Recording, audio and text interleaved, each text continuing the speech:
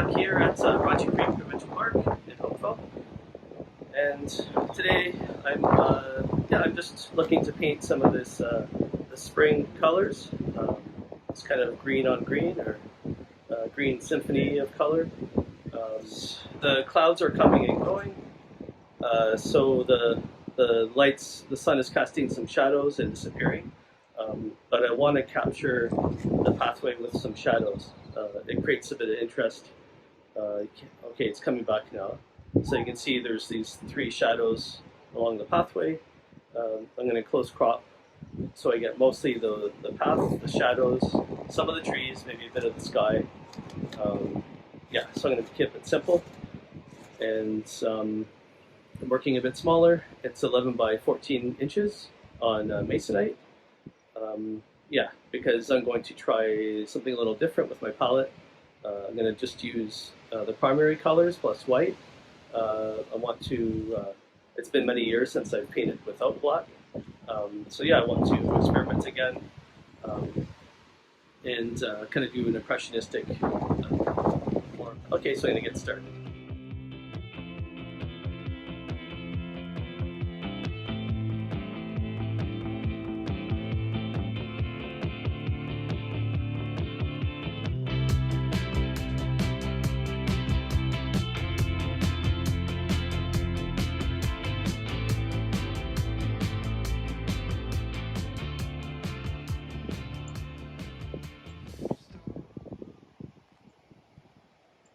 Okay, so I have my colors mixed here. So today I'm using French ultramarine blue, cad red, pale yellow, white, and the first thing I mixed was kind of a chromatic black. I mixed the blue and the red together and just a touch of the yellow. And I'm going to use that for the darkest parts of the trunks. And then this is the dark shadow beneath the tree that's on the pathway. This is the shadow. Sorry, this is the shadow, the darkest parts of the shadow on the grass, and then this is the darkest parts of the shadow that's on the pathway, which is kind of like a gray color, but it has a lot of the sky atmosphere mixed in, so it makes it kind of a purpley color. And then we have some of this is the grass that's in the sunlight. This is, some highlights here. This is grass that there's a bit of a cooler highlighted grass. These are some of the dark parts of the foliage and the trees. This is the pathway. There is a few brown patches on the pathway, and then some of the sky. So I'll get to it.